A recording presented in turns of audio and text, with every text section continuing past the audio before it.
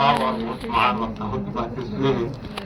प्रहलाद चौहान साहब ने तो पूरी इसका पृष्ठभूमि, इतिहास और इसका क्या घटनाएं हो सकती है और क्या रणनीति होनी चाहिए, उन सब पर चर्चा की है।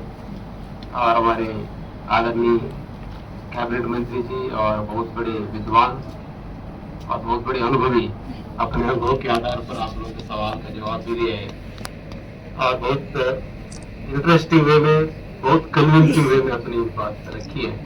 तो इतना तो किसी को डाउट नहीं होना चाहिए भाई, माननीय प्रधानमंत्री जी ने ये निर्णय लिए हैं, बहुत सोच समझ के ये निर्णय लिए हैं और देश के हित में लिए, इसमें किसी को कोई डाउट नहीं है। और बहुत सारे लॉजिक दिए इसका कि वन नेशन वन इलेक्शन से क्या क्या फायदे हो सकते हैं। और जहां तक खर्चे की बात है, टेक्निकल और एडमिनिस्ट्रेटिव डिफिकल्टीज की बात है, ये बहुत फायदे की तुलना में ये बहुत बड़ा नगण्य है। अभी जो चौहान साहब बोल रहे कि 1 लाख करोड़ खर्च होगा, सपोज अभी हमारे जीडीपी हम लोग $5 ट्रिलियन करने जा रहे हैं, तो $5 ट्रिलियन मीन्स 400 लाख करोड़, 1 लाख करोड़ होगा तो इसमें कितना होगा? 0.25% of the GDP. 0.25% of GDP election में खर्च करना कोई बड़ी बात नहीं है। और दूसरी, और माननीय शर्मा जी ने तो बात कहा है कि जो टेक्नोलॉजिकल एडवांसमेंट हुआ है, तो टेक्नोलॉजिकल एडवांसमेंट और जो एडमिनिस्ट्रेटिव, इस समय आप लोग तो देखे होंगे, पूर्वांचल सर की बात कर रहे हैं, हम तो बहुत जगह पूर्वांचल में चुनाव कराए हैं, बूथ कैप्चरिंग, रिगिंग, मजिल पावर हम लोगों ने बहुत देखे हैं। और पिछले 10-15 साल से हम कहीं पे हम देखते हैं कि मैं तो चुनाव में मुख्य चुनाव अधिकारी भी रहा हूं, बहुत रेयर है रीपोल होना। पहले तो रीपोल बहुत आम होता था, क्योंकि इतना फोर्स इस्तेमाल करके इस समय तो इतना सिस्टमेटिक हो गया इलेक्शन प्रोसेस में, बहुत सुधार हुए हैं। इलेक्शन ऑब्जर्वर की बात है, सेंट्रल फोर्सेस लगाने की जो बात हुई है, और इलेक्ट्रॉनिक जो मॉनिटरिंग करने की जो जितनी टेक्नोलॉजिकल एडवांसमेंट हुआ है, तो आज के डेट में इलेक्शन कराना बहुत मुश्किल नहीं है। और सर ने बहुत इंपॉर्टेंट बातें जो कही है, क्या मुद्दे पे लोग चर्चा करते हैं, तो सर तो ये विधानसभा और लोकसभा की बात कर रहे हैं। मैं सिंपल सवाल पूछता हूँ, तो बहुत बार पंचायत चुनाव में देखा, आप लोग बहुत सारे लोग गांव से ताल्लुक रखते होंगे। आज के डेट में तो गांव में जो प्रधान चुने जा रहे हैं, क्या वो सबसे श्रेष्ठ व्यक्ति है क्या? आप ये लिस्ट बना लीजिए। मैं एक बार पूछा था कि भाई आपके गांव में जो प्रधान बना है, गांव वाले आपस में संवाद करिए, ये बना लीजिए कि हमारे सबसे श्रेष्ठ हमारे गांव में तो 10 लोग तो गांव के हित के बारे में सोच सकते हैं, गांव के हित के बारे में कर सकते हैं। एक लिस्ट बना लीजिए 10-20 लोगों का नाम। क्या इन 10-20 लोगों के नाम थे तो चुना गया, आपके प्रधान बन गया है? ये इसका जो कंसर्न है, सर ने बिल्कुल सही कहा कि हमारे मुंडन संस्कार भी नहीं आया, जो मृत्यु संस्कार भी नहीं आया, और कुछ और काम हो सकता है, तो हमको शराब नहीं पिलाया, क्या नहीं खिलाया, बहुत सारे। ये जो आपका कंसिडरेशन क्या है? अभी जो चौहान साहब ने ये कहा कि अभी नेता सुभाष चंद्र बोस जी ने कहा है कि संवाद में बदलाव नहीं होता है, उस समय की बात है। ब्रिटिश से लड़ना है, क्योंकि वोट के आधार पर सरकार नहीं बनती है, वहां पे बोली के आधार पर है। वहां पर तो जीत का वहां पर आधार अलग है। हमारे देश पे जो लोगों ने आक्रमण किए हैं, प्रजातंत्र की लड़ाई तो अब है ना, उस समय जो लड़ाई तो तलवार और बंदूक से लड़ाई है। इसलिए नेताजी ने कहा कि भाई संवाद और चर्चा से कुछ नहीं होना है, यहाँ पर संघर्ष करना है, मरना पड़ेगा, प्राण देना पड़ेगा। इसलिए तो आजादी आंदोलन में जितने लोगों ने संघर्ष किए, अलग अलग देश है, जो नरम दल, गरम दल, अलग अलग ढंग से इसमें संघर्ष किए। कुछ लोगों ने प्राण की आहुति दिया, कुछ लोगों को तो संवेदनशील बनाने के लिए, उनके हृदय के अंदर की जो चेतना है उसको जगाने के लिए तो जितना सिविल डिसोबीडियंस मूवमेंट और सत्याग्रह हमारे माननीय राष्ट्रपिता के नेतृत्व में, महात्मा गांधी जी के नेतृत्व में, वो भी बहुत बड़ा ओपिनियन मेकिंग का काम हुआ है। तो अल्टीमेटली जो आजादी हमको मिली है, दोनों तरफ से संघर्ष हुआ है। तो अब नेताजी की बात को देखते हुए आप इतना आज की डेट में ये नहीं कह सकते कि संवाद पे सुधार नहीं होता है, संवाद से ही सुधार होगा। ये जो संवाद और चर्चा केवल ऐसे बैठ के चर्चा करने से नहीं होगा। कोई माननीय शर्मा जी तो बोला ना कि भाई तो चाय पकौड़ी के साथ बैठ की चर्चा करते रहते, वोट डालने में से आते। वो वोटू चर्चा है, वो गप है, गप लगाते हैं। They are not very serious people. संवाद से संकल्प उठना चाहिए, संवाद पे से योजना बनना चाहिए, आगे की रणनीति बनना चाहिए, और संघर्ष करने के लिए उनको ये पूरी आगे की रास्ता तय होना चाहिए। संवाद जो है ये बहुत बड़ी चीज है। ये हमारी सिद्धांतों में भी कबीर साहब से पूछा गया कि समाज में बहुत बड़ी कठिनाई है, इसका दूर कैसे हो। कबीर साहब ने हंसते हुए बोला कि कहो विचार सब दुख जाई, हरिहर जूट केर सगाई। ये बोला कि करो विचार सब दुख जाई, विचार करिए, लेकिन आधार क्या है।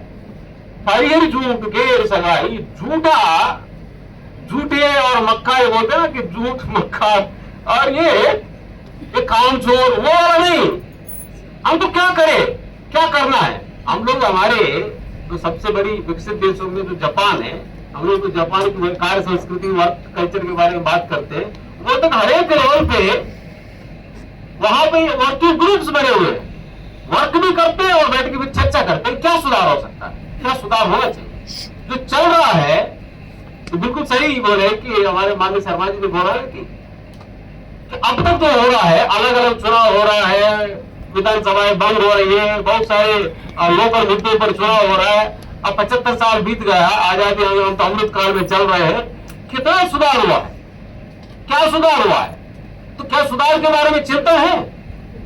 जो जाति पाति पैसा शराब किन मुद्दों पर चुनाव हो रहा है, ये क्या विकसित भारत बनाने का हो और हमारा देश कैसे हो, ये जो दीर्घकालिक रूप से चिंतन के आधार पर क्या संवाद हुआ है।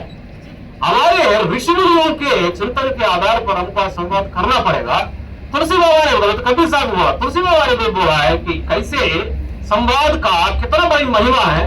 उन्होंने एक इसको उदाहरण देते हैं कि हमारे माताएं मंथन करके, दूध और दही से मंथन करके दही से घी निकालते, उसकी तुलना करते हुए उन्होंने बोला कि मुदिता मतई विचार बताई, दम आधार सत्य सुभानी, मति कारिले नवनीता। ये जो है, जैसे माताएं दूध से दही बना के मत्त के मक्खन निकालते हैं, उसी तरह के संवाद से समाज की विकास की जो मक्खन है वो निकालना, वो विचारों का मक्खन निकालना चाहिए कि हम लोग हमारे वर्तमान में कैसे आगे बढ़े, कैसे आगे बढ़े।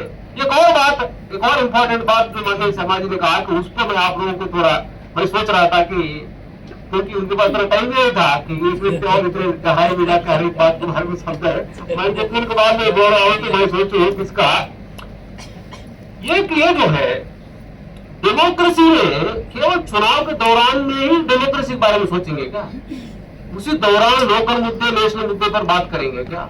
एक चिंतन ये भी होना चाहिए कि हमारे एक विधायक के रूप में ये पूरे समाज का इवन CSR फंड खर्च होना चाहिए कि हमारे की गांव में एक 10 लोगों का लिस्ट बने कि ये हमारे गांव के सर्वश्रेष्ठ लोग। चुनाव आखिर में चुनाव किस बात का है, चुनाव लोकल लीडर हो, स्थानीय लीडर, अलग अलग स्तर का लीडर, सही लीडर चुनने के लिए कौन सबसे काबिल आदमी है, कौन सबसे निष्ठावान है, इसकी कहीं पे चिंतन तो हो, है क्या कहीं पे चिंतन।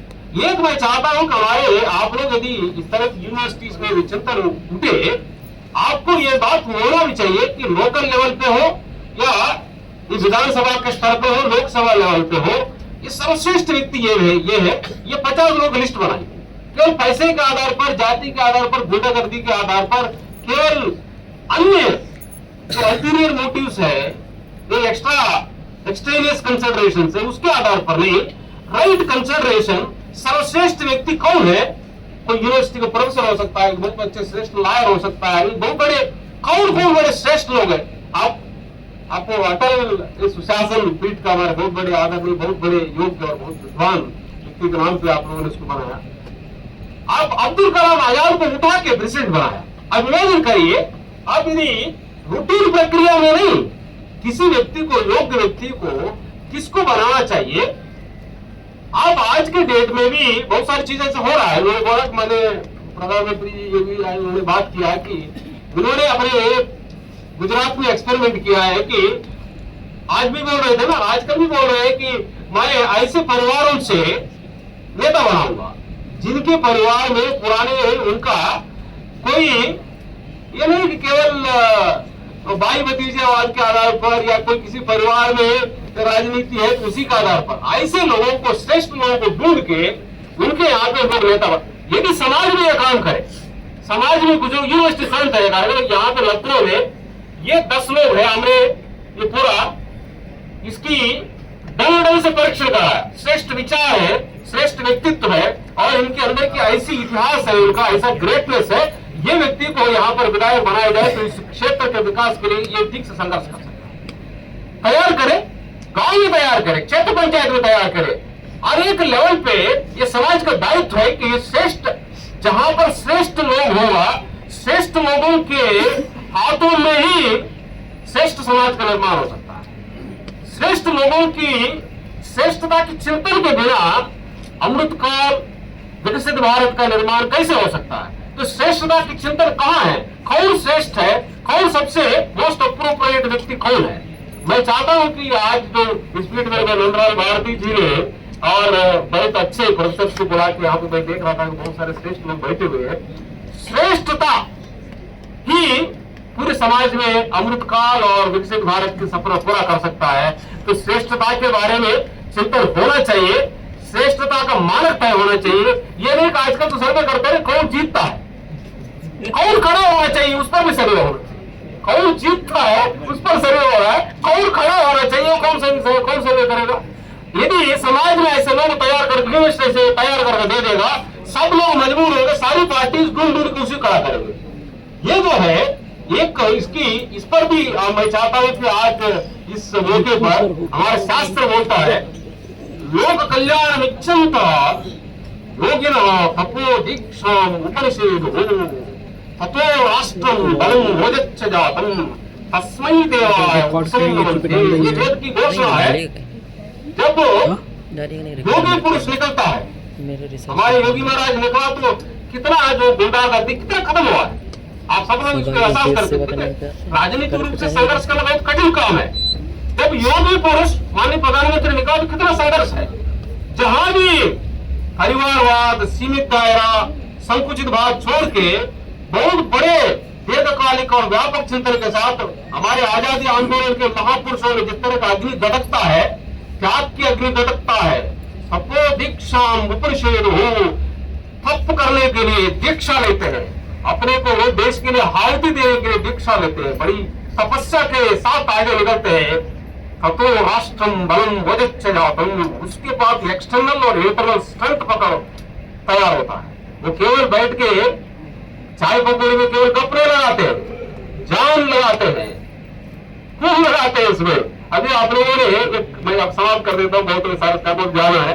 एक और मेरे श्रेष्ठ कवि ने बोला है कि अब पीर पर्वत सी हो गई है, अब ये पिघलनी चाहिए, इस पर्वत से एक गंगा निकलनी चाहिए, तेरे दिल में, इनके दिल में है कहीं दिल, आग लगनी चाहिए। ये जो है भारत बनाने का आग लगना है। आज प्रोफेसर नंदलाल भारती के नेतृत्व में ये जो हुआ है, ये आग हरेक दिल में लगना चाहिए, केवल मजाक के लिए चर्चा नहीं है। ये भारत जो माननीय प्रधानमंत्री संकल्प 2047 हमारे भारत विकसित भारत बनना है, ये विश्व गुरु बनना है। हमारे शास्त्रों के बल पर, हमारे जो भगवत गीता और हमारे महापुरुषों के विचार के आधार पर, श्रेष्ठ विचार, त्याग और तपस्या के आधार पर इस भारत भूमि को आगे निकलना है। मैं ज्यादा ना कहते हुए इस मौके पर आप सारे बहुत सारे महापुरुष हैं, मैं इनसे प्रार्थना करता हूँ, ईश्वर से प्रार्थना करता हूँ सबको ताकत दे। इस विकसित भारत बनाने का जो संकल्प है, इसके लिए हम सब लोगों को जान लगाना पड़ेगा।